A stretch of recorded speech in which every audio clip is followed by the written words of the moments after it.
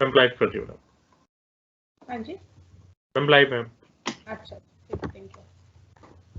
Good morning students. I hope you are all well. We were doing unit 3 planning and organizing. We have already done what is the planning and how we done it and what are the project planning. ठीक है, अब हम आज उसके components पढ़ेंगे। एक तो 3 components मैंने आपके सिलेबस में है, एक प्रोजेक्ट प्लानिंग, एक स्ट्रेटेजिक प्लानिंग और एक ऑपरेशनल प्लानिंग। प्रोजेक्ट प्लानिंग हमने लास्ट क्लास में कर लिया था, उसकी जरूरत क्यों है, उसकी इंपॉर्टेंस क्या है, ये सब हमने देख लिया था। आज हम पढ़ेंगे स्ट्रेटेजिक प्लानिंग क्या होता है। ठीक है, स्ट्रेटेजिक प्लानिंग, स्ट्रेटेजी क्या मतलब होता है, एक एफिशिएंट, एक लॉन्ग टर्म, एक गोल ओरिएंटेड जो चीज होती है, प्लान जो होते हैं, एक सिस्टमैटिक प्लान, उसको स्ट्रेटेजी कहते हैं। ठीक है, तो स्ट्रेटेजिक प्लानिंग क्या है? Strategic planning is a future oriented activity.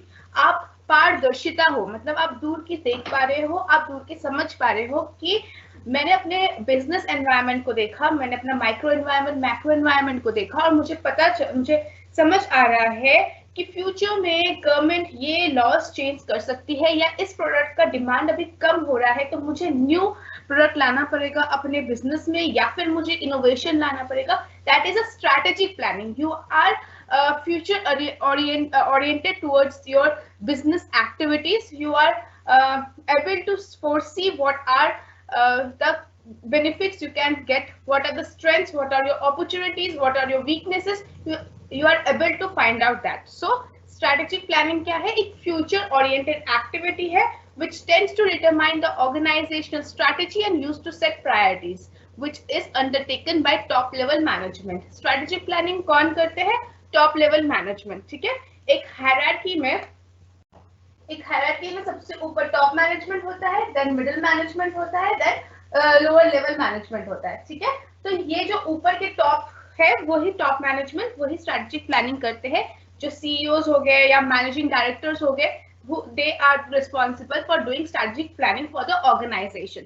ठीक है, it aims to determine the direction, goal and strategy of a business and to decide the future course of action. Strategic planning का overall क्या है? आपको एक direction देते हैं, ठीक है, कि इस बिजनेस ऑर्गेनाइजेशन को किस डायरेक्शन में लेकर जाना है, हमें एक्सपेंशन करना है या डाइवर्सिफिकेशन ऑफ प्रोडक्ट्स करना है, हमें किस नीश मार्केट को टारगेट करना है, या हमें एक होल मार्केट को टारगेट करना है। These kind of direction, goal and strategy of business are decided through strategic planning. ठीक है, आपका फ्यूचर कोर्स ऑफ एक्शन क्या होगा, आप फ्यूचर में क्या करेंगे, आप अपने प्रोडक्ट को मार्केट में किस तरीके से देख रहे हैं, आप अपने आप को कैसे पोजीशनिंग करेंगे मार्केट में in the eyes of customers. ये जो कोर्स ऑफ एक्शन है, future course of action are done through strategic planning. Is that clear? Okay, that this planning is not made just for particular department or unit but covers the entire operations of the organization. Strategic planning एक particular unit के लिए तो होता ही है, ठीक है, आप बाद में पढ़ेंगे। फॉर एग्जांपल अब जब मास्टर्स करेंगे, मास्टर्स इन कॉमर्स करेंगे, तब आप देखेंगे कि एक पूरा सब्जेक्ट है स्ट्रेटेजिक ह्यूमन रिसोर्स मैनेजमेंट। तो वहां पर ह्यूमन रिसोर्स मैनेजमेंट को किस तरीके से स्ट्रेटेजिकली मैनेज करना है ह्यूमन रिसोर्स को, वो एक पूरा एक आपका सब्जेक्ट है। ठीक है, तो हर एक डिपार्टमेंट में स्ट्रेटेजिक प्लानिंग की जरूरत पड़ती है। ठीक है, whether it is your production department और your finance department, human resource department, marketing department, in everywhere nowadays जो डायनामिक एनवायरनमेंट है उसके वजह से strategic planning is very vital. ठीक है, लेकिन जो टॉप मैनेजमेंट का रोल है यहाँ पर, जो हम प्लानिंग में पढ़ रहे हैं स्ट्रेटेजिक प्लानिंग, वो टॉप मैनेजमेंट करते हैं और वो पूरे ऑर्गेनाइजेशन के ब्लूप्रिंट को देखते हैं, वो पूरे ऑर्गेनाइजेशन के ऑपरेशंस को देखते हैं। ठीक है, सो स्ट्रेटेजिक प्लानिंग क्या है? एक ब्लूप्रिंट है to pursue the organisational vision, mission and objectives. ठीक है, ये एक ब्लूप्रिंट है ऑर्गेनाइजेशनल के विजन की तरफ, मिशन की तरफ और ऑब्जेक्टिव्स। अब ब्लूप्रिंट क्या होता है? ब्लूप्रिंट होता है जैसे आप किसी रेस्टोरेंट में जाते हैं, ठीक है, तो आपको एक मेन्यू कार्ड दिया जाता है कि इस रेस्टोरेंट में ये these all are food items are available, you can order among them, ठीक है। तो एक ब्लूप्रिंट है कि क्या क्या बन सकता है, क्या क्या है, ठीक है। वैसे ही सिमिलरली ऑर्गेनाइजेशन में भी एक ब्लूप्रिंट बनाया जाता है कि हमारा विजन क्या है, हमारा लॉन्ग टर्म गोल क्या है, हमारा शॉर्ट टर्म गोल क्या है, हम अपने आप को किस मार्केट में अपने आप को पोजिशनिंग कर रहे हैं, ये सारे जो एक ऑब्जेक्टिव्स है, हमारे जो सारे डायरेक्शंस, गोल, स्ट्रेटेजी है, we all write down in a particular format, उसको हम ब्लूप्रिंट कहते हैं फॉर द ऑर्गेनाइजेशन, ठीक है। सो स्ट्रेटेजिक प्लानिंग क्या है? कॉम्प्रिहेंसिव एंड इंटेलेक्चुअल प्रोसेस है। कॉम्प्रिहेंसिव क्यों? क्योंकि ये सारे जो डिफरेंट डिपार्टमेंट्स है, whether it is production department, financing department, सारे डिपार्टमेंट के प्लानिंग, स्ट्रेटेजिक प्लानिंग कर रहे हैं and as a whole organisation का फ्यूचर ओरिएंटेशंस कर रहे हैं कि उनका क्या प्लान है एज अ ऑर्गेनाइजेशन, ठीक है। तो इसलिए एक कॉम्प्रिहेंसिव है और एक इंटेलेक्चुअल प्रोसेस है। इंटेलेक्चुअल मतलब बहुत सारा इंटेलिजेंस इसमें लगा हुआ है। जो लोग जो टॉप मैनेजमेंट इसको ये स्ट्रेटेजिक प्लानिंग कर रहे हैं, they are very intellectual person, ठीक है। तो this is an intellectual process which examines the micro and macro environment of the business to determine the SWOT of the business. Micro and macro environment I have already taught you, right? Micro environment में कौन-कौन आते हैं? आपके employees आते हैं, और micro environment is within your organization, right? So आपके organization के अंदर कौन आएंगे? आपके investors आएंगे, आपके employees आएंगे, ठीक है। So आपको comprehensive examine करना है आपका micro environment and macro environment. Macro environment मतलब outside your organization, that is your customers, your in the micro environment is shareholders, and in macro environment is investors, your debenture holders, ठीक है। So customers, इन सबको उनकी क्या demand है, वो आपकी company को किस तरीके से देख रहे हैं, आपकी कंपनी की गुडविल इंक्रीज हुई है नहीं, ये सब कुछ एग्जामाइन करके comprehensive intellectual process है, and it helps to determine what are your strengths, weaknesses, opportunities and threats. SWOT का full form है strengths, S for strengths, W for weakness, O for opportunities and T for threats, ठीक है। तो आप as a strategic planner क्या कर रहे हैं? आप माइक्रो एंड मैक्रो एनवायरनमेंट को एग्जामाइन कर रहे हैं through a comprehensive and intellectual process to determine the strengths, weaknesses, opportunities and threats of your business, ठीक है।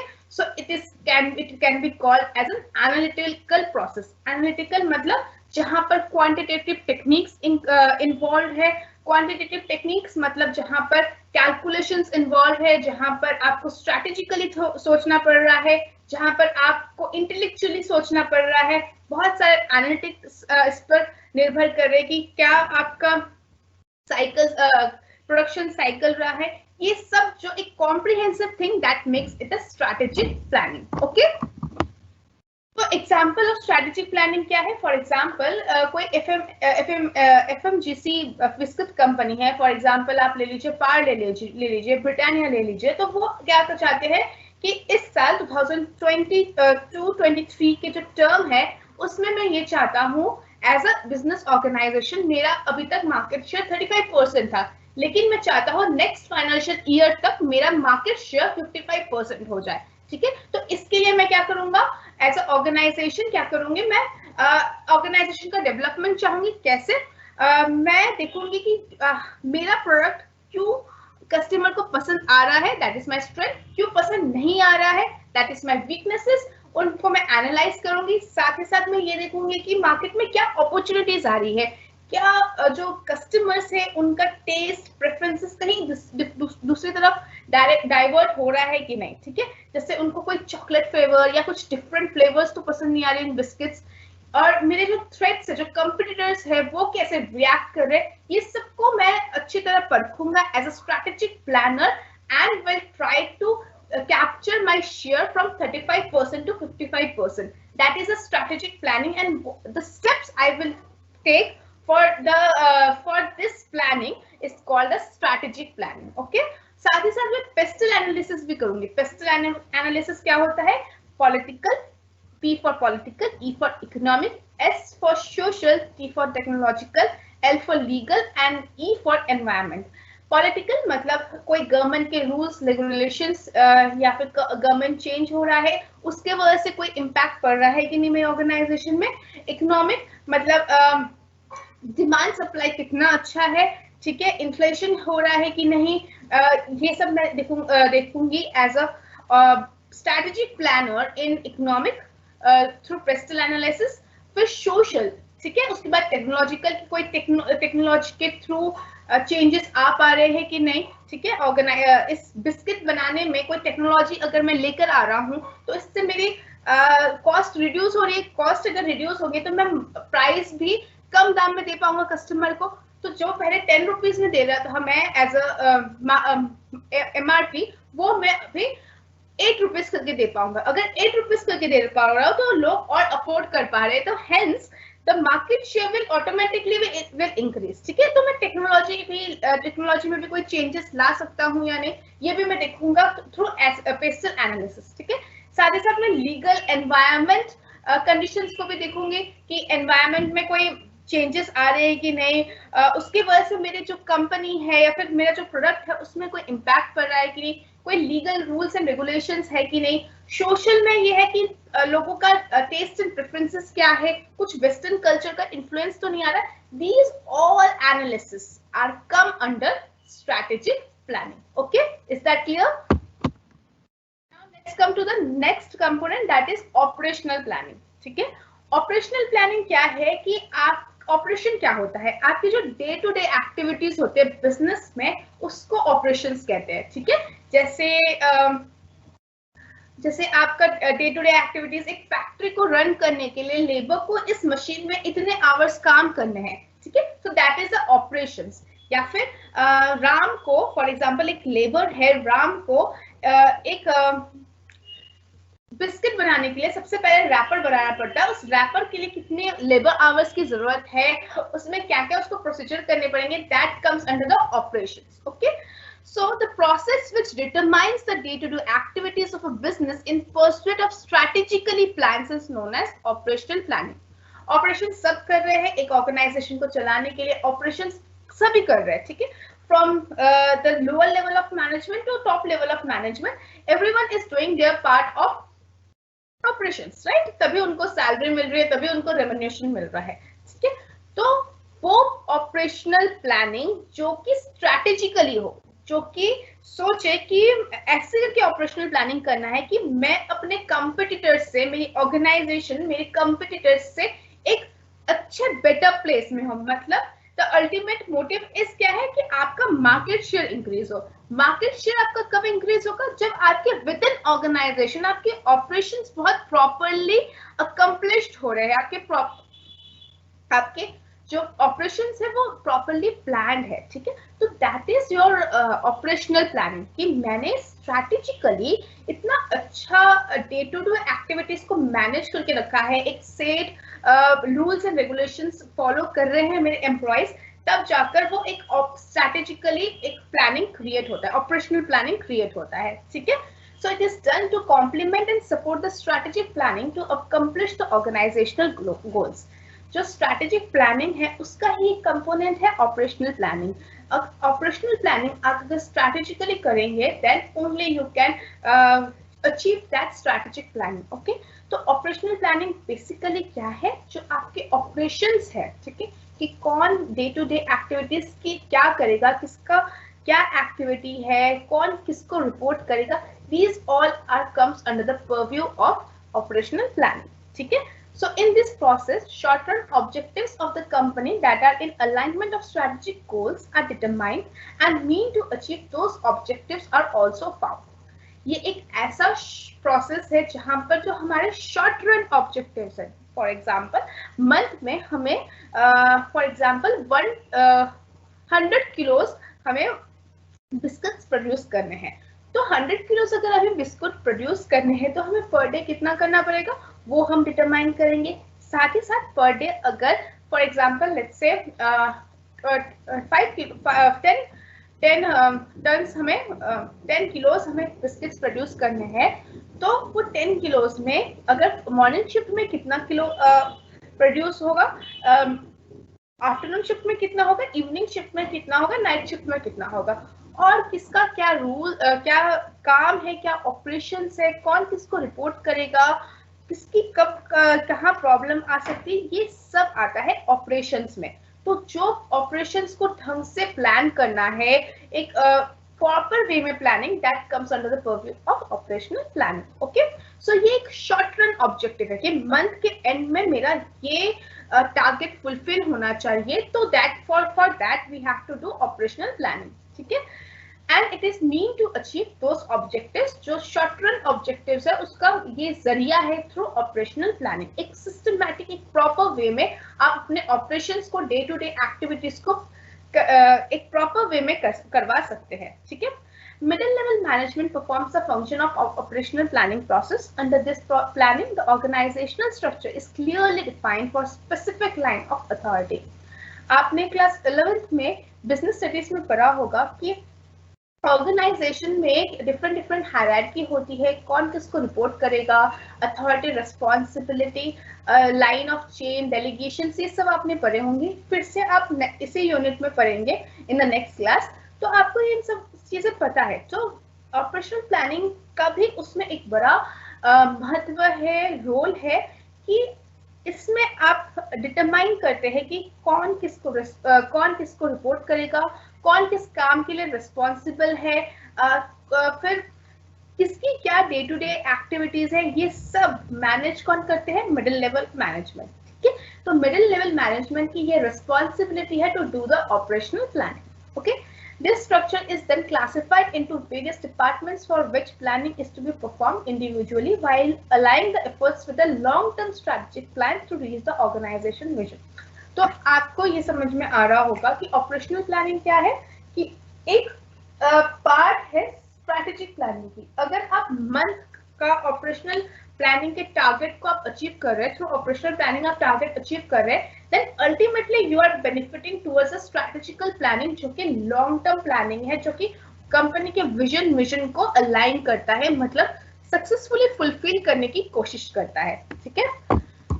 So now what are the features of operational planning. Operational planning के features क्या है? Number 1, objectives of each department need to be clearly defined. जो departments है, different departments है organization में, for example HR department, finance department, production department, marketing department, ये सारे जो departments है, distribution department, इन सब के अपने अपने operational heads होते हैं, ठीक है।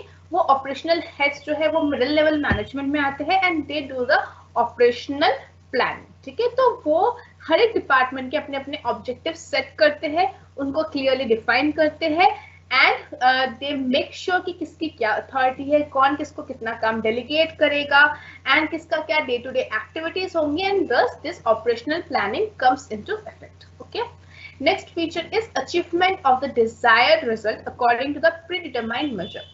आप अचीव करते हैं, आप अपने एम्प्लॉयज के थ्रू अचीव करवाने की कोशिश करते हैं। आपने जो जो ऑब्जेक्टिव्स डिफाइन किए थे, जो जो आपने रूल्स एंड रेगुलेशंस बताए थे, जो जो आपने एक्टिविटीज अपने एम्प्लॉयज को दिए थे, टारगेट्स दिए थे, और एट द मंथ एंड वो सब कुछ अचीव करवाने की रिस्पॉन्सिबिलिटी मिडिल लेवल मैनेजमेंट की होती है, ठीक है। एंड देन उन्होंने कितना अचीव किया, and then you will measure that thing. Okay, achievement of desired result according to predetermined measures. जो प्रीडिटरमाइंड है और जो डिजायर्ड रिजल्ट है उनको आप मेजर करते हैं कि कोई शॉर्टफॉल है कि नहीं, या ज्यादा है कि नहीं। Okay, next is the activities are to be perform as decided. जो एक्टिविटीज आपने ऑपरेशनल प्लानिंग के थ्रू डिटरमाइन किए थे, जो डिफाइन किए थे, उसको आपको करवाना है, परफॉर्मेंस करवानी है through your employees. Next is maintenance of quality standards. आपको मेक श्योर करना है as a middle level management, as a operational head, कि जो क्वालिटी है उसमें कोई कॉम्प्रोमाइज नहीं हो रहा है। जो क्वालिटी ऑफ प्रोडक्ट्स है, क्वालिटी ऑफ वर्क्स है, वो एज इट इज रह रहे हैं आपके प्रीडिटरमाइंड ऑब्जेक्टिव्स के अकॉर्डिंग, ठीक है। So these are the features of operational planning, ठीक है। Example of operational goals: in the line with the objective to increase market share, the FMGC company's production department has started to increase production, whereas the marketing department is working on developing the competitive edge. Meanwhile, the packaging department is also raising the weekly targets to accommodate increased biscuits production and to cater the wider preferences of the customers. Okay, so मैंने क्यों कहा कि strategic planning के अंदर आता है operational planning, क्योंकि operational planning short term objectives को कैटर करता है, ठीक है। शॉर्ट टर्म ऑब्जेक्टिव्स जो है उस पर ध्यान देते हैं, जैसे मंथ एंड में क्या होगा या क्वार्टरली क्या रिजल्ट आना चाहिए, तो वो। लेकिन स्ट्रैटेजिक प्लानिंग क्या है, at the end of the year और at the end of the 5 years वैसा है। तो फॉर एग्जांपल जैसे हमारा स्ट्रैटेजिक प्लानिंग में हमने क्या स्ट्रैटेजी किया कि eight the end of this financial year हमारा मार्केट शेयर फ्रॉम 35% to 55% हो जाना चाहिए, ठीक है। तो जब ये स्ट्रैटेजिक प्लानिंग हमने कर लिया है, तो ऑपरेशनल प्लानिंग कौन करता है, डिपार्टमेंटल हेड्स। तो डिपार्टमेंटल हेड्स ने क्या डिसाइड किया, प्रोडक्शन डिपार्टमेंट ने क्या डिसाइड किया कि हम प्रोडक्शन को इंक्रीज करते हैं। फॉर एग्जांपल अगर पहले ईयर में, प्रीवियस ईयर में अगर per month 10,000 turns biscuits produce होते थे, तो इस बार हम 15,000 टन्स प्रोड्यूस करेंगे without compromising the quality standards. ये किसने डिसाइड किया, production department, and that is through operational planning. Similarly marketing department ने keeping in mind the strategic planning कि मार्केट शेयर इंक्रीज करना है, मार्केटिंग डिपार्टमेंट ने क्या ऑपरेशनल गोल्स रखा कि हम मार्केटिंग इस तरीके से करेंगे कि बाकी जो हमारे कंपटीटर्स है उनसे ज्यादा अच्छा हो, एक कंपटीटिव एज प्रोवाइड करेंगे, ठीक है। सिमिलरली पैकेजिंग डिपार्टमेंट ने क्या किया, ऑल्सो जो वीकली टारगेट्स है पैकेजिंग करने का बिस्किट्स का, वो भी उन्होंने इंक्रीज कर लिया, ताकि जो प्रोडक्शन इंक्रीज हो रहा है फ्रॉम 10,000 टन्स टू 15,000 टन्स उनको अकोमोडेट कर सके, ठीक है। सो ऐसे जब एक स्ट्रैटेजिक प्लानिंग हो जाता है, तो डिफरेंट ऑपरेशनल प्लानर्स जो है, डिफरेंट आपके जो डिपार्टमेंटल हेड्स है, वो डिसाइड करते हैं कि इसके according keeping in alignment of the strategic planning हमें क्या क्या प्लान करना पड़ेगा, क्या क्या ऑपरेशनल प्लानिंग करना पड़ेगा, ठीक है। Is that clear? मैंने एग्जांपल से एकदम अच्छी तरह समझा दिया है। अगर फिर भी प्रॉब्लम है तो चैट बॉक्स में आप लोग लिखिए, लेकिन क्लियरली लिखिएगा, ये मत लिखिएगा कि फिर से समझा दीजिए, ठीक है। मैं तोड़ कर अच्छे से समझा रही हूँ, आपको किस पॉइंट में प्रॉब्लम आ रहा है, you ask that clearly, okay. Now let's come to the difference of strategic planning and operational planning, ठीक है। strategic spelling is wrong, sorry, STRATEGIC, ठीक है। तो मीनिंग क्या है, मीनिंग है the planning of achieving the vision of organisation is strategic planning. जैसे कि मैंने स्टार्टिंग में कहा कि स्ट्रैटेजिक प्लानिंग क्या है, एक लॉन्ग टर्म प्लानिंग है। तो जो स्ट्रैटेजी है वो किस तरह से बनाते हैं, कंपनी के लॉन्ग टर्म विजन मिशन को देखते हुए स्ट्रैटेजिक प्लानिंग किया जाता है to achieve that vision and mission of the organisation. Whereas operational planning क्या है, process of deciding in advance of what is to be done to achieve the tactical objectives of our business। एक operational planning short term planning है, जहां पर आप 1 month पहले या 2 month पहले एडवांस में ही आप समझ लेते हैं, सोच लेते हैं कि क्या आपको करवाना है through your employees, through your labourers, ठीक है। तो to achieve the objective of the business, okay. जैसे कि कहा कि स्ट्रैटेजिक प्लानिंग लॉन्ग टर्म है, ऑपरेशनल प्लानिंग शॉर्ट टर्म है। विजन क्या है स्ट्रैटेजिक प्लानिंग का, एक्सट्रोवर्ट है। एक्सट्रोवर्ट विजन मतलब एक पारदर्शक, मतलब दूर की सोचते हैं, लॉन्ग टर्म है, एकदम align to the vision and mission of the organisation, ठीक है। और ऑपरेशनल प्लानिंग का जो विजन है वो थोड़ा इंट्रोवर्ट है। इंट्रोवर्ट विजन का मतलब ये है कि शॉर्ट टर्म, मतलब टू द पॉइंट, सिर्फ फॉर मंथ और क्वार्टरली वहां तक ही वो सोचते हैं, ठीक है। फिर वो जब अचीव हो जाता है क्वार्टरली, उनका टारगेट अचीव हो जाता है, नेक्स्ट फिर से ऑपरेशनल प्लानिंग वो स्टार्ट करते हैं। So this is very introvert vision of operational planning, and the strategic planning has an extrovert vision, okay।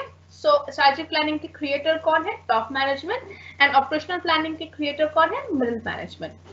Similarly scope जो है strategic planning का wider scope है and operational planning का narrower scope है। wider scope क्यों है strategic planning का, strategic planning का scope wider इसलिए है क्योंकि आप long term सोच रहे हैं, आप आपका जो थिंकिंग है वो beyond your short term goals, ठीक है। आप एकदम अलाइन कर रहे हैं आपके विजन को, मिशन को, आप अपने कंपनी को, अपने ऑर्गेनाइजेशन को आप एक मार्केट शेयर इंक्रीज कर रहे हैं या फिर डाइवर्सिफिकेशन कर रहे हैं, जिसमें बहुत सारा फाइनेंस इंक्लूड है, जिसमें हर एक डिपार्टमेंट का रोल इन्वॉल्व है, तो ये एक वाइडर स्कोप है, ठीक है। But operational planning is specific to your particular operational department, जो आपके डिपार्टमेंट से, फॉर एग्जांपल अगर एचआर डिपार्टमेंट है या फिर आपके प्रोडक्शन डिपार्टमेंट है, मार्केटिंग डिपार्टमेंट है, पैकेजिंग डिपार्टमेंट है, जो भी आपके पर्टिकुलर डिपार्टमेंट से वहां तक ही सीमित है, ठीक है।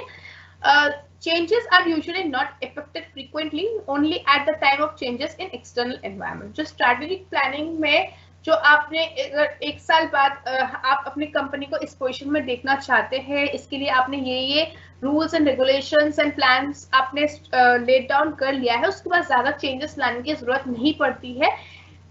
बस तब लाने की जरूरत पड़ती है जब अगर एक्सटर्नल एनवायरनमेंट में कोई चेंजेस आए होते हैं। एक्सटर्नल एनवायरनमेंट लाइक आपकी कोई लीगल लॉज चेंज हुए, कोई पॉलिटिकल इन्फ्लुएंस आ गया है, या फिर कुछ टेक्नोलॉजिकल चेंजेस आ गया। That's are the components of external environment. अगर एक्सटर्नल एनवायरनमेंट में कुछ चेंजेस आ रहे हैं, then you have to change your strategic planning, right?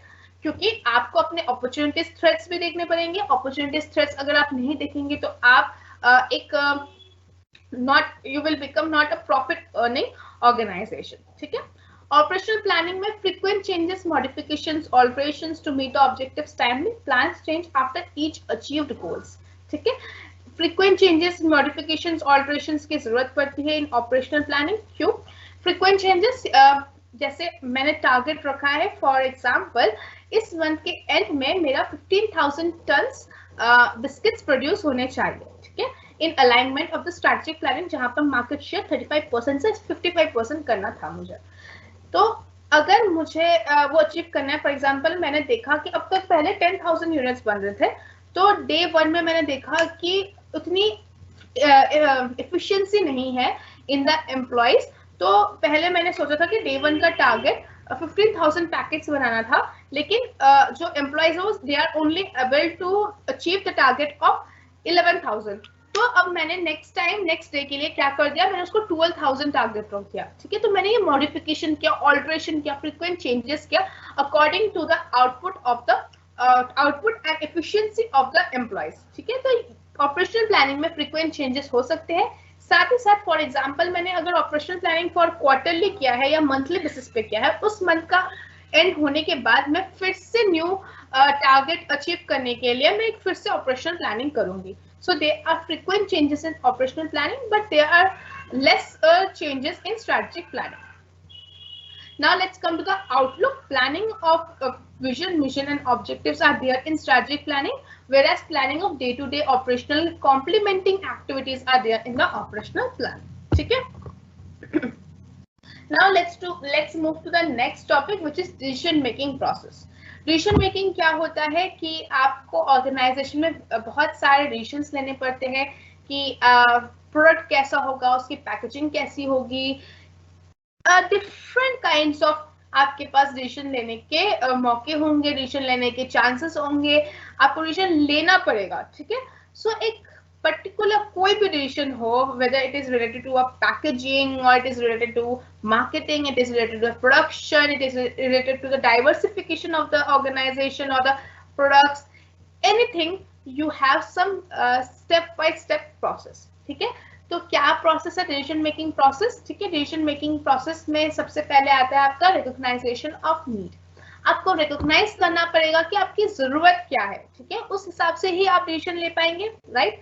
उसके बाद आपको उसका इंफॉर्मेशन सर्च करना पड़ेगा कि उस डिसीजन के लिए आपको क्या इंफॉर्मेशन की जरूरत है। उसके बाद आप डिफरेंट ऑल्टरनेटिव्स को इवैल्यूएट करेंगे, देन आप डिसीजन लेंगे और उसके बाद पोस्ट परचेस इवैल्यूएशन करेंगे। This kind of flow chart is prevalent या relevant to the decision making process in purchasing decision, ठीक है। हम एक ओवरऑल डिसीजन मेकिंग प्रोसेस पढ़ रहे हैं, जहां पर हमारा फर्स्ट स्टेप क्या होता है, identify the need for decision. Identify the need for decision का मतलब क्या है, what is the problem that needs to be solve. ऐसा क्या प्रॉब्लम है जो हमें सॉल्व करना पड़ेगा। फॉर एग्जांपल अगर आप कुछ डिसीजन लेना पड़ रहा है, ठीक है, तो सबसे पहले आप देखेंगे कि उसमें प्रॉब्लम क्या है, ठीक है, तभी तो आप उसका डिसीजन ले पाएंगे, ठीक है। फॉर एग्जाम्पल मेरे पास एक प्रोडक्ट है, प्रोडक्ट ए, ठीक है, वो एक ऑयल हेयर ऑयल की वो है प्रोडक्ट है। तो आपको उसके रिलेटेड डिसीजन लेना पड़ेगा, लेकिन आप क्या डिसीजन लेंगे, आपको पहले पता तो होना चाहिए कि उसमें क्या प्रॉब्लम है, किस रिलेटेड आपको डिसीजन लेना पड़ रहा है, ठीक है। उसके बाद आप क्या देखेंगे कि what is the goal you plan to achieve by implementing this decision. आपने जो डिसीजन लिया है, फॉर एग्जांपल इसकी जो पैकेजिंग है उसको मैं चेंज करना चाहता हूँ, तो उसको उसका क्या गोल प्लान है, ठीक है। पैकेजिंग चेंज करने से क्या इम्पैक्ट पड़ सकता है, क्या सक्सेस हो सकता है टुवर्ड्स द कस्टमर्स, आपके ऑर्गेनाइजेशन में क्या सक्सेस हो सकता है in terms of goodwill, in terms of sales, in terms of revenue, ठीक है। ये आपको आइडेंटिफाई करना पड़ेगा कि नीड क्या है, ठीक है। These questions are all common goal setting techniques that will ultimately help you to come up with possible solutions. आपको ये सारे क्वेश्चंस के जब आप आंसर खुद ब खुद दे पाएंगे तो आपको डिफरेंट पॉसिबल सॉल्यूशंस मिल पाएंगे कि मुझे पैकेजिंग चेंज करना चाहिए भी या नहीं, ठीक है। तो आप उस पर डिसीजन ले लेना, तो आपको डिसीजन अचीव करने का, इम्प्लीमेंट करने का आपको एक गोल पता चल जाएगा थ्रू डिफरेंट पॉसिबल सॉल्यूशंस, ठीक है। Next is gather relevant information. अब आपने सोच लिया है कि मैं पैकेजिंग चेंज करूंगा, ठीक है, आपने देख लिया है, आपने नीड को आइडेंटिफाई कर लिया है कि हाँ कस्टमर्स को पैकेजिंग पसंद नहीं आ रहा है, तो let's change the packaging of this product, ठीक है। तो आप अब क्या, आपका नेक्स्ट स्टेप क्या है कि आप रिलेवेंट इंफॉर्मेशन आप गैदर करेंगे, ठीक है, that is informed decision. Informed decisions and uninformed decisions क्या होते हैं? इन्फॉर्म्ड डिसीजंस मतलब उसके पीछे एनालिटिक्स डिपेंड कर रहा है, उसके पीछे एनालिटिक्स है, ठीक है। So gathering information related to the decision being made is an important step to make an informed decision. आपने पैकेजिंग चेंज कर रहे हैं, तो आपके क्या कस्टमर्स इस पैकेजिंग चेंज करने से उनका कोई अच्छा इम्पैक्ट पड़ेगा या नहीं, ठीक है। पैकेजिंग चेंज करने से आपके रेवेन्यूज और सेल्स में कोई इम्पैक्ट पड़ेगा कि नहीं, आपको उस पर एक रेलेवेंट इंफॉर्मेशन लाना पड़ेगा with that is supporting with your analytics, ठीक है। इसमें ठोस सबूत होने चाहिए, right. Effective decision making requires information from many different sources, that is doing market research, working with a consultant or talking with colleagues at different company who are relevant experience, ठीक है। आपको मार्केट रिसर्च करना चाहिए, आपको consultant से आपको पता करना चाहिए कि आपको जो प्रोडक्ट है उसकी पैकेजिंग जो मैं चेंज करना चाह रहा हूँ, अब मैं ऐसा चेंज लाना चाह रहा हूँ, तो ऐसा चेंज लाने से कोई इम्पैक्ट पड़ेगा भी या नहीं कस्टमर्स पर, ये आप थ्रू मार्केट रिसर्च कर सकते हैं। मार्केट रिसर्च जैसे सैंपल मेथड जो मैंने लास्ट क्लास में पढ़ाया था, सैंपल मेथड की आपने कुछ लोगों को आपके चेंज प्रोडक्ट का आपने सैंपल दे दिया है, उनसे पूछा कि अब आपको अट्रैक्टिव लग रहा है कि नहीं हमारा प्रोडक्ट, अब आपको डिफरेंट लग रहा है कि नहीं, उनका क्या व्यू पॉइंट है towards the new product, new packaging, वो सारा informed decisions through market research आप तक पहुंचाना चाहिए, that is you are gathering relevant information. या फिर आप कोई कंसल्टेंट से बात कर रहे हैं, या फिर आप आपके colleagues of different company who have relevant experience उनसे बात कर रहे हैं, तो gathering of relevant information is the next step in the process of decision making. So gathering information helps to identify different solutions to the problem. आप जैसे information gather करेंगे, आपके problem के different solutions आपको मिल जाएंगे, ठीक है। अब जब आपको solutions मिल गए हैं, आपको alternatives मिल गए हैं, तो आप देखेंगे कि कौन सा alternative best है। अब ये best जो है वो subjective है। बेस्ट का मतलब आपके कंपनी के हिसाब से, आपके रेवेन्यू के हिसाब से आपको समझना पड़ेगा कि उसका टाइम, कॉस्ट, रिसोर्सेज यूज, ये सब कितना है, आपके ऑर्गेनाइजेशन के लिए सूटेबल है या नहीं। तो आप डिफरेंट ऑल्टरनेटिव्स को आप परखेंगे, आइडेंटिफाई करेंगे सबसे पहले, ठीक है। और स्टेक होल्डर्स जो है आपकी कंपनी में, उनका क्या विचार है through for this alternative solutions, और उसके बाद आप उनमें से एक ऑल्टरनेटिव चूज करेंगे, ठीक है। आप सारे जो आपकी इंफॉर्मेशन आए हैं और आपके जो स्टेक होल्डर्स ने डिसीजंस लिए हैं, उसको आप परखने के बाद you will choose among the alternatives. आप एक ऑल्टरनेटिव भी चूज कर सकते हैं, या फिर आप कॉम्बिनेशन ऑफ डिफरेंट ऑल्टरनेटिव्स भी चूज कर सकते हैं। फॉर एग्जांपल, एक स्टेक होल्डर्स ने बोला कि आप पैकेजिंग ग्रीन कलर का कर दीजिए with I don't know why this screen is not visible to all of you. दूसरे क्लास में तो visible होता है, लेकिन अब शायद आपको visible हो. फॉर एग्जाम्पल किसी ने बोला इसका पैकेजिंग में ये ग्रीन कलर का होना चाहिए और यहाँ पर कंपनी का नेम और यहाँ पर लोगो, ठीक है. किसी और ने बोला कि ये ऑरेंज कलर का पैकेजिंग होना चाहिए, यहाँ पर कंपनी का नेम और लोगो यहाँ पर. तो आपने क्या किया, आपने दोनों के ऑल्टरनेटिव्स को लिया, आपने रखा तो ग्रीन कलर का, आपने ऑरेंज नहीं रखा, ग्रीन कलर का ही रखा, लेकिन आपने इसका ये वाला पोर्शन ले लिया कि यहाँ पर नाम रखना चाहिए, यहाँ पर ऑल्टरनेटिव, यहाँ पर लोगो होना चाहिए. तो आपने क्या किया, बहुत सारे डिफरेंट स्टेक होल्डर्स के डिफरेंट जो सोल्यूशंस है उनका एमलगेमेशन कर लिया, उनके डिफरेंट ऑल्टरनेटिव्स को आपने परखा और डिफरेंट ऑल्टरनेटिव से ब्लेंड बनाया, ठीक है. आपने सबके पॉजिटिव्स लेकर आपने एक क्रिएटिव प्रॉब्लम सॉल्विंग किया and you are thinking out of the box, ठीक है. अब next step है, that step of implementation, ठीक है. आप implement करेंगे, आपका जो final decision है कि ये जो मैंने प्रोडक्ट, अब मैंने जो पैकेजिंग सोचा है उसको मैं सच में प्रोड्यूस करूंगा, करवाऊंगा. अब पैकेजिंग डिपार्टमेंट को आपने ग्रीन सिग्नल दे दिया, ग्रीन लाइट दे दिया कि put the solution into the action, ठीक है. Put the plan into action, monitor progress to determine whether or not the decision was good or not. साथ ही साथ आपको मॉनिटर भी करना पड़ेगा प्रोग्रेस की, जो आपने डिसीजन लिया है, जो आपने ऑल्टरनेटिव में से जो best solution according to your organisation आपने सोचा है, दे आर सच में वो सही है या नहीं है. You are regularly monitoring the progress, ठीक है.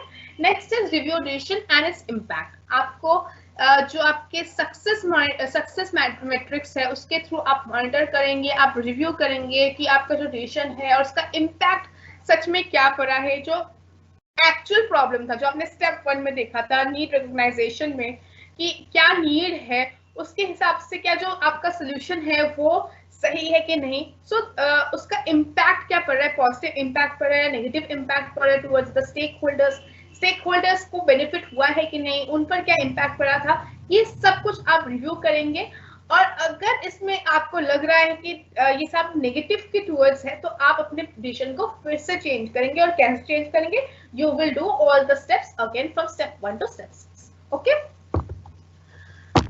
so now let's move to the techniques of decision making. Before moving to techniques of decision making, let me take your doubts till now if you have any.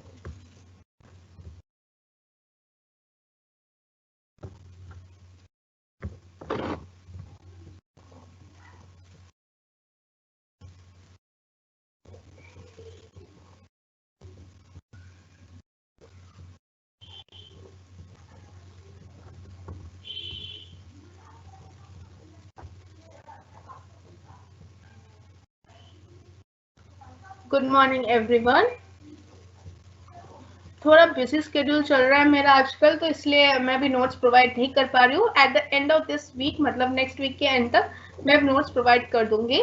Don't worry about that. Intellectual मतलब intelligence, ठीक है. जहाँ पर आपकी strategy चल रही है, जहाँ आपकी बुद्धि चल रही है, जहाँ आपकी IQ लेवल बहुत अच्छा है, that is a intellectual person. Okay.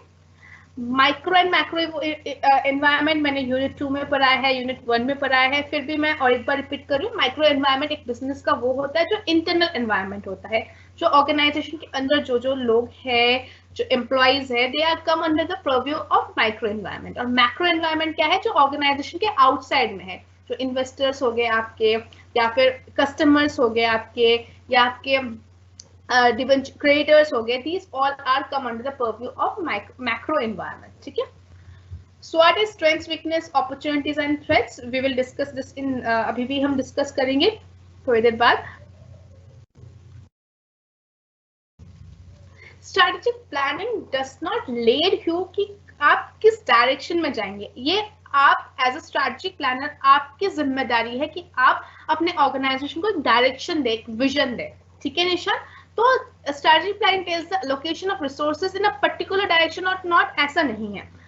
एक जो प्लानर है वो बताता है कि रिसोर्सेज को किस तरीके से एलोकेट करना है. That resources may be your man, human और फाइनेंशियल रिसोर्सेज और your different kind of natural resources, या जो प्रोडक्शन में आप यूज करें वो सारे रिसोर्स को किस तरीके से एलोकेट करना है. आपका विजन ऑर्गेनाइजेशन का क्या है उसके अकॉर्डिंग मैच करना है. वो आप एक डायरेक्शन देते हैं एज अ स्ट्रेटेजिक प्लानर, ठीक है। मैं हिंदी में भी एक्सप्लेन कर रही हूँ सपना, कहीं पर अगर प्रॉब्लम है कुछ किसी और चीज को हिंदी में करना है तो please right it down in the chat box, okay. Environment का हिंदी होता है वातावरण, ठीक है। बोथ एनालिसिस क्रूशियल निशान, स्वाट एंड पेस्टल दोनों ही बहुत है। स्वाट बेसिकली आपके ऑर्गेनाइजेशन के इनसाइट्स को पता चलता है कि आपके ऑर्गेनाइजेशन का strengths, weaknesses, opportunities and threats क्या है, ठीक है। और पेस्टल एनालिसिस आपके बाहर के जो मैक्रो एनवायरनमेंट है उसका एनालिसिस है कि आपके पॉलिटिकल इन्फ्लुएंसेस क्या है, या पॉलिटिक्स से आपके ऑर्गेनाइजेशन में क्या इम्पैक्ट पड़ सकता है, एनवायरनमेंट से क्या इम्पैक्ट पड़ सकता है, लीगल, टेक्नोलॉजिकल, सोशल, इन सब से इकोनॉमिक, इन सारे जो एनालिसिस है that is comes under the purview of macro environment, ठीक है। तो दोनों एनालिसिस इंपॉर्टेंट है, अपने आप को देखना भी इंपॉर्टेंट है और आपके बाहर के कंप्यूटर्स को भी देखना इंपॉर्टेंट है, right.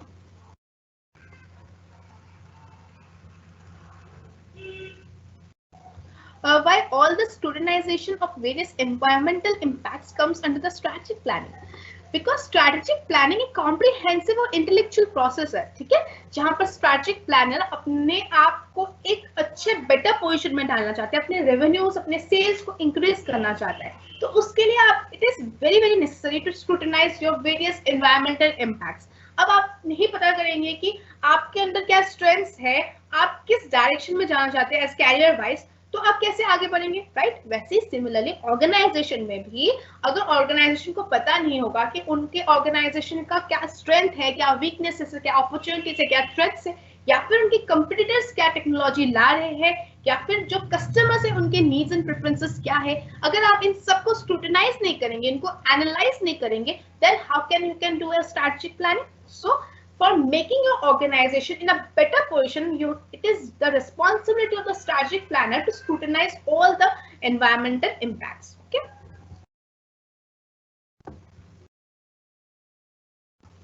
Strategic planning is done by the top management, okay. SWOT is strengths, weakness, opportunities and threats. नहीं, ओनली सब्जेक्टिव क्वेश्चंस पूछे जाते हैं, ऑब्जेक्टिव क्वेश्चंस आपके यहाँ पर नहीं पूछे जाते हैं। Operational planning and divisional planning is different. It is not similar. Divisional planning is between different departments. उसमें operational planning तो आता ही है, साथ में different plannings भी आते हैं। Operational planning is basically is related to the day-to-day activities, that is operations of your organization. ठीक है, या पर्टिकुलर डिपार्टमेंट, जो पर्टिकुलर डिपार्टमेंट के ऑपरेशन से डे टू डे एक्टिविटीज है उससे रिलेटेड जो प्लानिंग है that is operational planning, okay.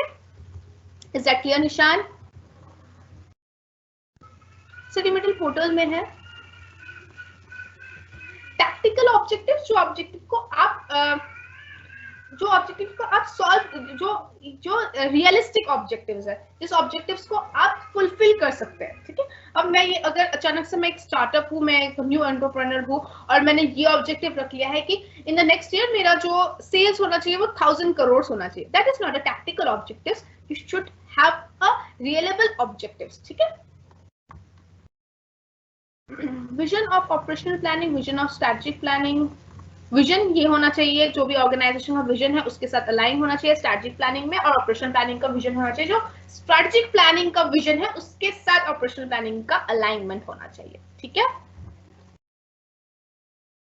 Yes, operational planning comes under strategic planning. Operational planning not like that कि comes under strategic planning.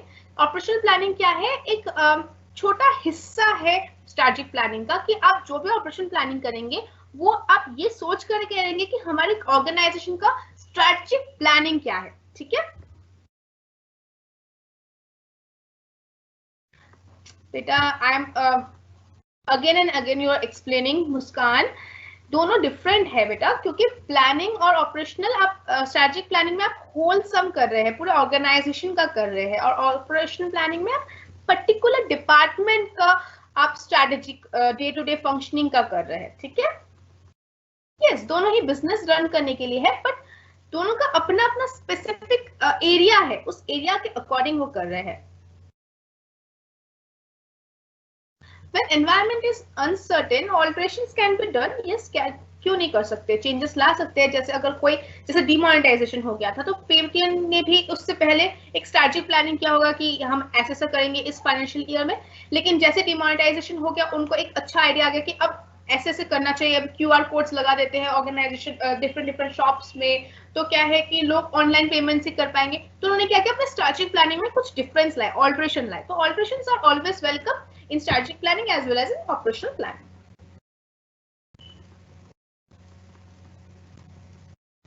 Point number 5 is same बेटा, कि पहले alternatives आप different alternatives वो ले रहे हैं, उसमें से आप select कर रहे हैं. ठीक है. Stakeholders जो उसका interest है towards your organization, those people who have interest toward your organization are the stakeholders. ठीक है. अब हम बाकी जो भी है वो मैं इसमें नेक्स्ट उसमें करवा लूंगी, बाद में आपके डाउट्स ले लूंगी. इससे पहले मैं सिलेबस कंप्लीट कर लेती हूँ. अब जो मैं पढ़ा रही हूँ आपको, ठीक है, that is techniques of decision making. इनको आप थोड़ा ध्यान से समझिएगा, क्योंकि अगर आप ऐसे ही आप रीड करेंगे या फिर आप किसी स्टडी मटेरियल से पढ़ेंगे तो आपको समझ में नहीं आएगा. सेकेंडली, आपको इसके इन डेप्थ में नहीं जाना है. ध्यान से सुनिए, इसके इन डेप्थ में नहीं जाना है, क्योंकि इसके जो टेक्निक्स है, फॉर एग्जांपल ये जो लीनियर प्रोग्रामिंग है, प्रोबेबिलिटी एनालिसिस है, ये बीकॉम ऑनर्स के थर्ड या फोर्थ सेमेस्टर के बिजनेस मैथमेटिक्स का एक पर्टिकुलर चैप्टर है. ठीक है. तो चैप्टर में समझिए कितना वास्ट चीजें हैं. तो आपको उस वे में सोचना ही नहीं है, आपको बेसिकली उतना सोचना है जितना मैं बता रही हूँ. ठीक है. तो आपको इन डेप्थ नहीं जाना है. सेकेंडली, ये बार बार मैं रिपीट नहीं कर पा रही हूँ, तो इसलिए बहुत ध्यान से सुनिएगा, बहुत मन लगा के सुनिएगा. ठीक है. तो सबसे पहले हमारे techniques of decision making is divided into two parts, that is quantitative techniques and qualitative techniques. Quantitative techniques क्या होता है, जो कि आपके मैथमेटिक्स से रिलेटेड होता है, जहां पर इक्वेशंस होते हैं, प्रोबेबिलिटी होती है, जहां पर कुछ एनालिटिकल्स होते हैं या फिर कंप्यूटर सॉफ्टवेयर से रिलेटेड होते हैं. Those comes under the purview of quantitative techniques of decision making. और दूसरा टेक्निक क्या होता है, क्वालिटेटिव टेक्निक, जहां पर नॉर्मल प्रोसीजर्स होते हैं, जहां पर मैथ्स इन्वॉल्व नहीं होता है. ठीक है. सबसे पहले हम पढ़ेंगे quantitative techniques of decision making. Quantitative techniques में सबसे पहले आता है हमारा लीनियर प्रोग्राम. लीनियर प्रोग्रामिंग क्या है, एक मैथमेटिकल इक्वेशन है. ठीक है. एक मैथमेटिकल इक्वेशन है. मैथमेटिकल इक्वेशन क्या होता है आपको समझ में नहीं आ रहा है, शायद पेपर से आपको समझ में आ जाए. जैसे z equals to ax plus by. ठीक है. तो ये एक मैथमेटिकल इक्वेशन है, right. I hope this is visible to you. ये एक मैथमेटिकल इक्वेशन है.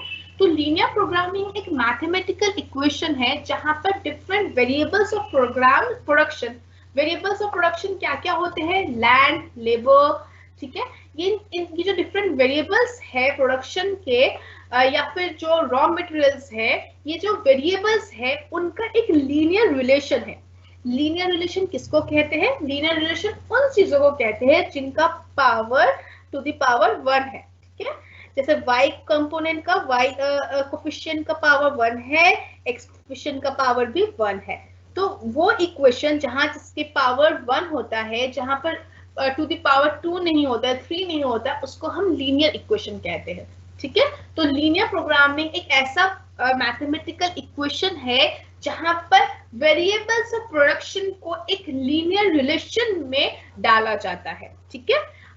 अब ये लीनियर रिलेशन में कैसे डाला जाता है, क्यों डाला जाता है, that is not under your syllabus. आपको बस ये समझना है कि लीनियर प्रोग्रामिंग एक क्वांटिटेटिव टेक्निक है डिसीजन मेकिंग का, जहां पर जो वेरिएबल्स ऑफ प्रोडक्शन है, you have to mention this word, the variables of production has a linear relation.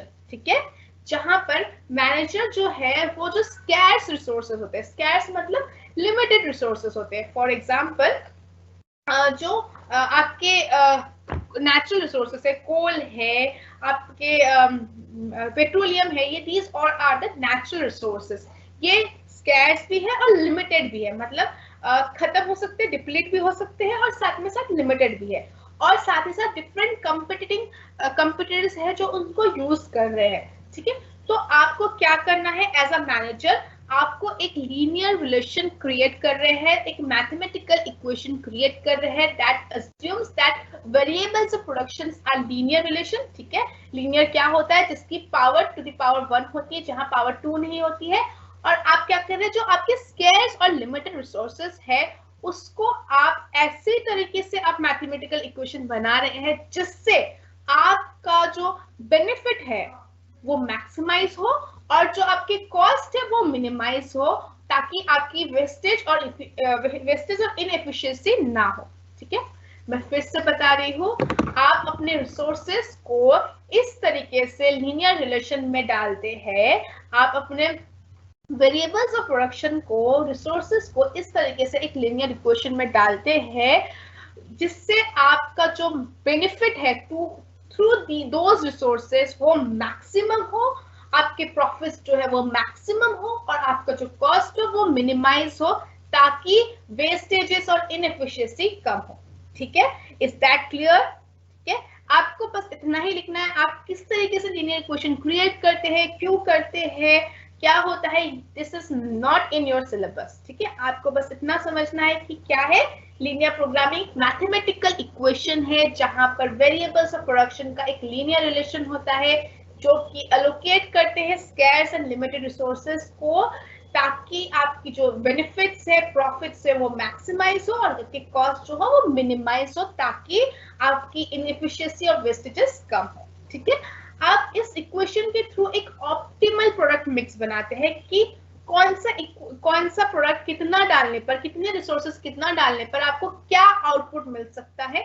आप ये सोचते हैं, एनालाइज करते हैं, डिसीजन मेकिंग करते हैं through mathematical equations. Okay, the equation defines linear relationship among the variables which are constrained by limited resources while utilizing the scarce resources to the maximum potential. Through this linear equation आप क्या कर रहे हैं, आप limited resources को इस तरीके से आप तोल-मोल कर रहे हैं जिससे कि आपके जो scarce resources है वो maximum potential दें। ठीक है, ये कैसे करते हैं ये आपके सिलेबस में नहीं है, तो उस पर आप ना जाइए तो ही बेटर होगा। ये क्या होता है, इसमें अगर कोई आपको कोई प्रॉब्लम हो रहा है, ये जो मैंने आपको 4-5 सेंटेंसेस बताए हैं उसमें अगर आपको कोई प्रॉब्लम है तो please ask in the comment box. ठीक है, let me take the doubts. पहले मैं डाउट्स लूंगी, उसके बाद मैं आगे मूव करूंगी क्योंकि these are the crucial topics. ठीक है,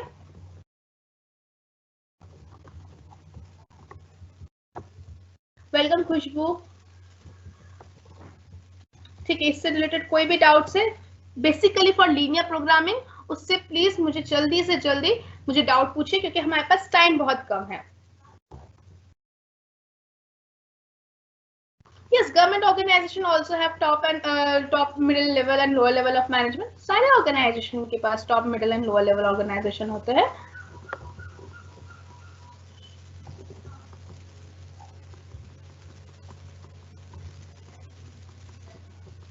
Quantitative techniques is based on actual data. Yes, it is based on actual data. Prediction करते हो through mathematics, through equations.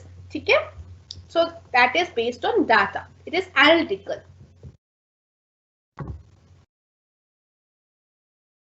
Okay, next time when I will write on the board, I will stop sharing the screen. Okay, good. I will make sure that. मैंने कोई group नहीं बनाया है। Threats मतलब आपको किससे प्रॉब्लम हो सकती है, आपके कंपटीटर्स कौन है या जिस चीज से आपके प्रोडक्ट को नुकसान पहुंच सकता है, दैट इज थ्रेट। ओके, मेरी नोट से प्रिपेयर कीजिए Jatin.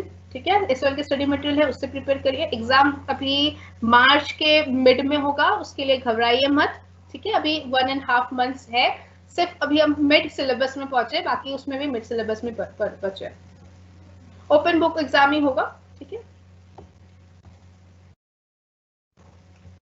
Implementation of decision making, आप डिसीजन जो ले रहे हैं उसको इम्प्लीमेंट कर रहे हैं, वो प्रॉपर प्रोसेस में डाल रहे हैं, that is implementation of decision making. Okay, so now let's take the important questions जो है वो मैं एकदम लास्ट यूनिट 5 कंप्लीट होने के बाद ही बताऊंगी।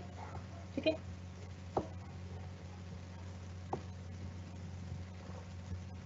yes, if you are facing any problem you can please always, I am welcoming you, doubts through this Teams app के थ्रू आप कर सकते हैं। एलोकेटेड स्केयर्स, एलोकेटेड मतलब okay we have only 5 minutes, अभी 5 मिनट का वो आ जाता है, ठीक है। फिर से मैं आपको समझा दे रही हूँ, wait a minute.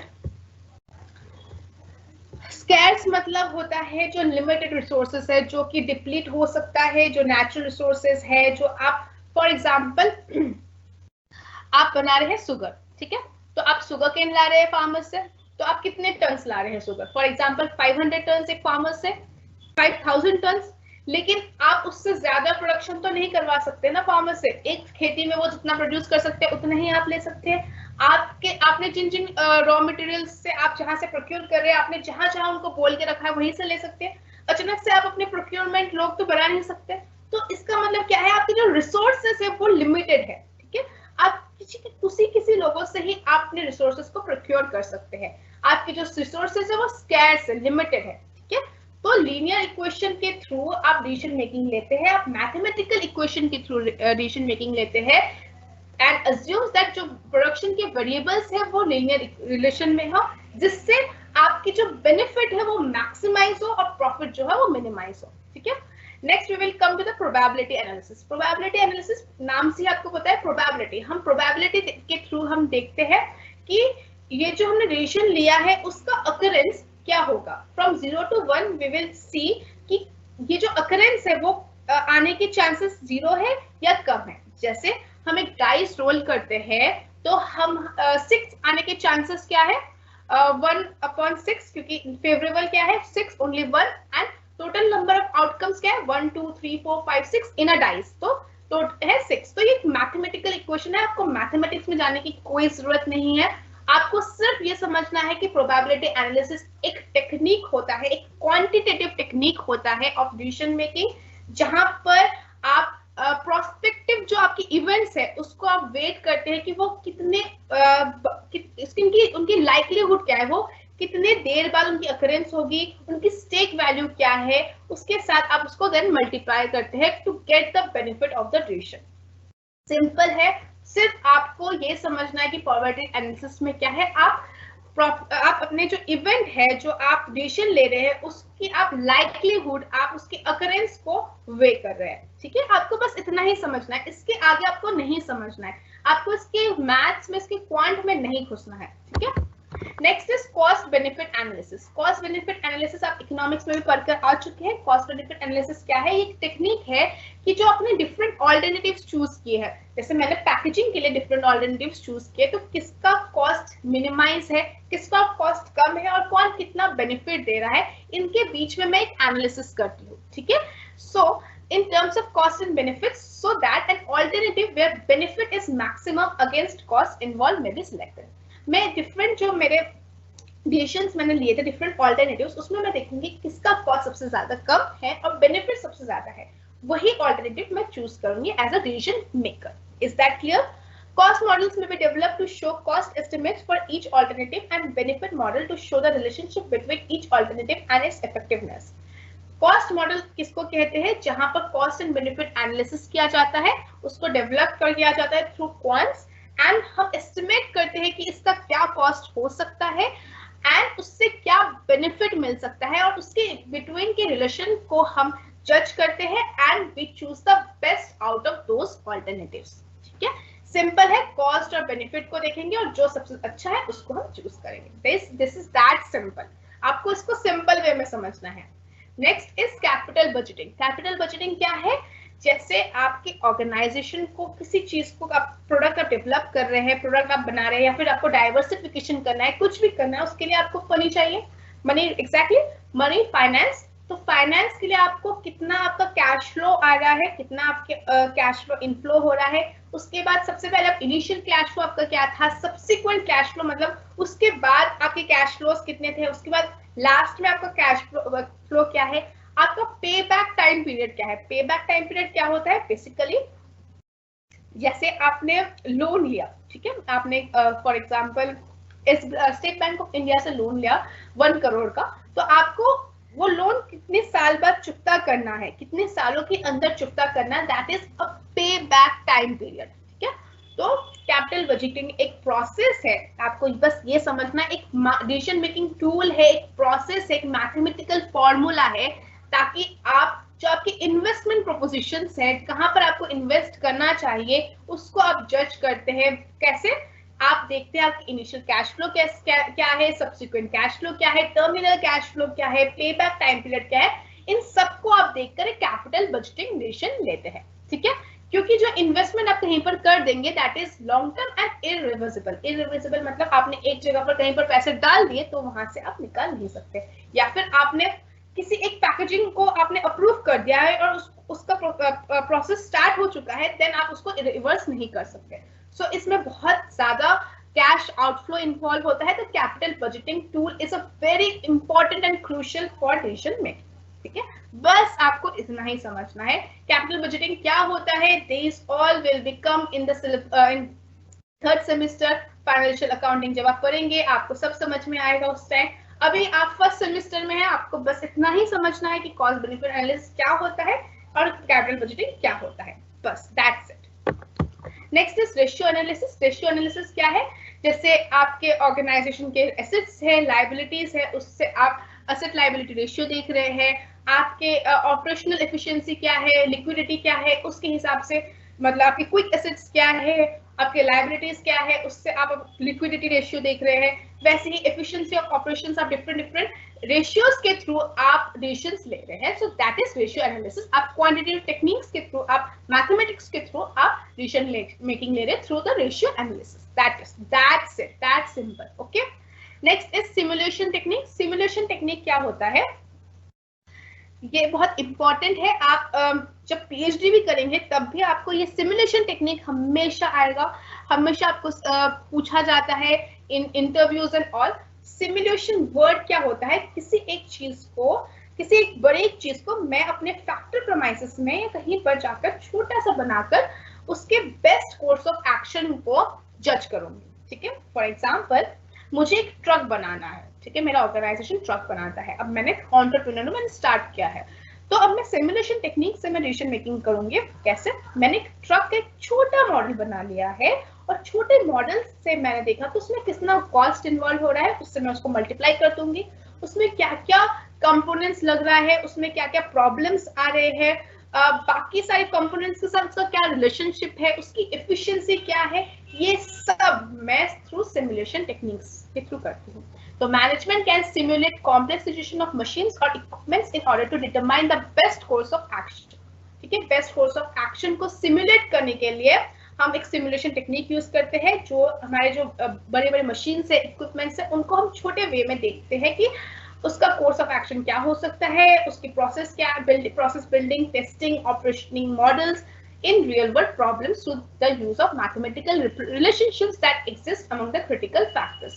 Mathematical relations के थ्रू हम देखते हैं कि वो जो बड़ा सा मशीन है, बड़े से प्रोडक्ट है, उसका हम छोटा मॉडल क्रिएट करके हम उसकी testing, building, operating models create करते हैं। ठीक है, सो एग्जांपल क्या है? Technician manipulating the speed of machine to determine the point at which it would begin to jam, heat or break or heat up. एक मशीन को technician देखता है, उसको मैनिपुलेट करता है ताकि वो देखना चाहता है कि वो कब खराब हो सकता है, कब ज्यादा हीट अप हो सकता है, ये सब देखते हैं through simulation techniques. Okay, then है queuing theory, that is the last for the quantitative technique of decision making. Queuing theory क्या है? इसको भी आपको इन लार्ज समझना नहीं है, आपको बस ये समझना है कि इससे आपकी इन्वेंट्री लेवल समझ में आना चाहिए। इन्वेंट्री क्या होता है? Stocks.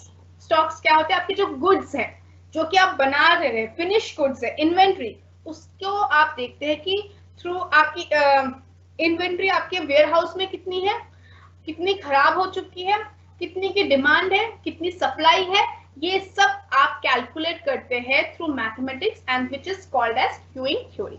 It is a technique of decision making using simple formula and equations to determine inventory levels and minimize the holding and ordering cost. Holding and ordering cost क्या होता है? होल्डिंग कॉस्ट एक inventory को अपने ware house में कितने दिनों तक रख रहे हैं, उसमें भी एक कॉस्ट इन्वॉल्व है, क्योंकि वेयर हाउस में रखने का भी कॉस्ट है. ठीक है, वेयर हाउस यूज कर रहे हैं, उसमें इलेक्ट्रिसिटी यूज कर रहे हैं, उसमें आइस यूज कर रहे हैं, उसका एक कॉस्ट है, तो that is holding cost. And ordering cost क्या है? उसको ट्रांसपोर्ट कर रहे हैं from warehouse to customer, that is your ordering cost, उसको भी कैलकुलेट करते हैं थ्रू दिस फॉर्मूलाज, ठीक है, मैथमेटिकल फॉर्मूलाज, ठीक है. It is used to minimize the cost of warehousing as well as cost of perish associated with the holding inventory and stocks in excess of need. Perish क्या होता है? अगर जो cost of perish मतलब खराब, cost in खराब होना, ठीक है. कोई एक प्रोडक्ट है, फॉर एग्जांपल एप्पल्स, वो आप वेयर हाउस में रख रहे हैं विद कोल्ड आइस, और फिर आपको पता है आफ्टर 10 डेज वो खराब हो जाएगा, तो दैट इज अगर खराब हो जाए तो वो कॉस्ट ऑफ पेरिश है. तो आपकी होल्डिंग कॉस्ट क्या है, पेरिशिंग कॉस्ट क्या है, ऑर्डरिंग कॉस्ट क्या है, वेयर हाउस की कॉस्ट क्या है, these all are included in the curing theory, ठीक है. So that's all for today. Let me take the doubts if you have any. Qualitative techniques हम नेक्स्ट क्लास में पढ़ेंगे, और क्वालिटेटिव टेक्निक्स थोड़े डिफरेंट वे में मैं नेक्स्ट क्लास में पढ़ाऊंगी, तो प्लीज एकदम स्टार्टिंग में ही क्लास में आ जाइएगा, ठीक है. That will be beneficial for you.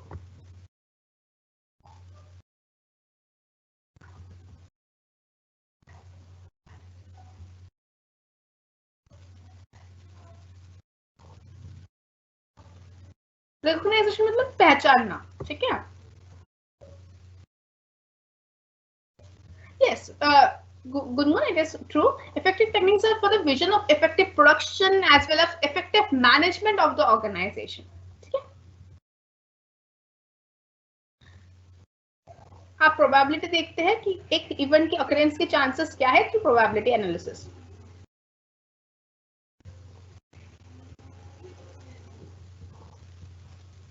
Notes मिल जाएंगे आपको. वो 5th पॉइंट नहीं था, सॉरी खुशबू, उसमें मैंने नंबरिंग में कुछ प्रॉब्लम कर दिया था. 4th के बाद वो 5th ही है, 5th and 6th. 7th point नहीं है, वो थोड़ा नंबरिंग में प्रॉब्लम हो गया.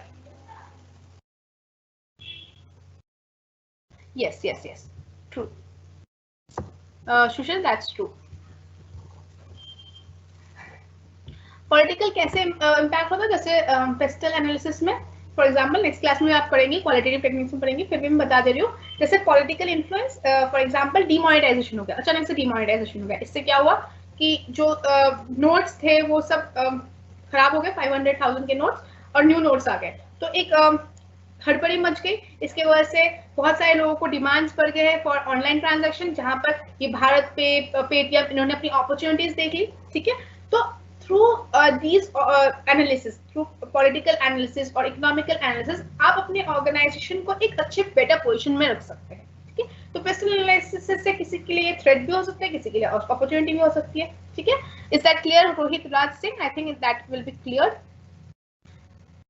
अलोकेटेड मतलब किसको कितना दिया जा सकता है.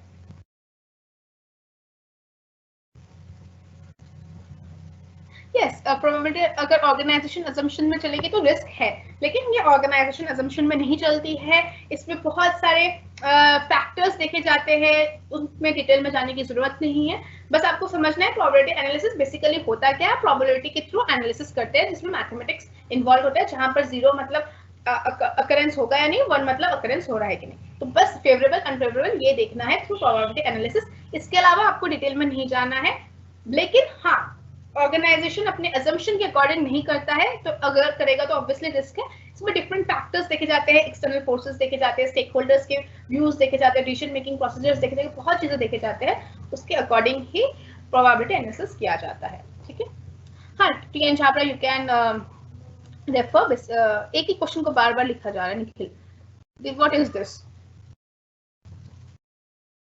कॉस्ट मॉडल मतलब कॉस्ट से रिलेटेड ट्रांजैक्शन. जो आप कर्व्स बनाते हैं इकोनॉमिक्स में, total cost, total variable cost, total fixed cost, वो सारे कॉस्ट मॉडल के अंडर आता है, ठीक है. कैपिटल बजटिंग, आपके इनफ्लोज आउटफ्लोज को आप जज करते हैं, उसके हिसाब से आप इन्वेस्टमेंट करते हैं, ठीक है. हिंदी में मीनिंग ऑफ सिमुलेशन. सिमुलेशन का हिंदी कि आप किसी चीज को हूबहू छोटे मात्रा में करने की कोशिश करते हैं अपने प्रेमाइसेस में, ठीक है. ठीक है, I think so that's all for today.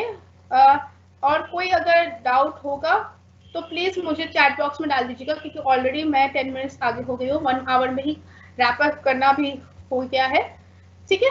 So that's all for today. Next class में मैं प्लीज काइंडली आप एकदम टाइम पर ज्वाइन कर लीजिए सब, क्योंकि जो क्वालिटेटिव टेक्निक्स होगा वो थोड़ा डिफरेंट वे में पढ़ाऊंगी, तो उसके लिए मुझे 5-10 मिनट्स एक्स्ट्रा लगेंगे, तो इसीलिए प्लीज बी ऑन टाइम। ठीक है, दैट्स ऑल फॉर टुडे। अगर कोई भी डाउट हो, you are always welcome to message me through Teams app. That's all for today, thank you and do well.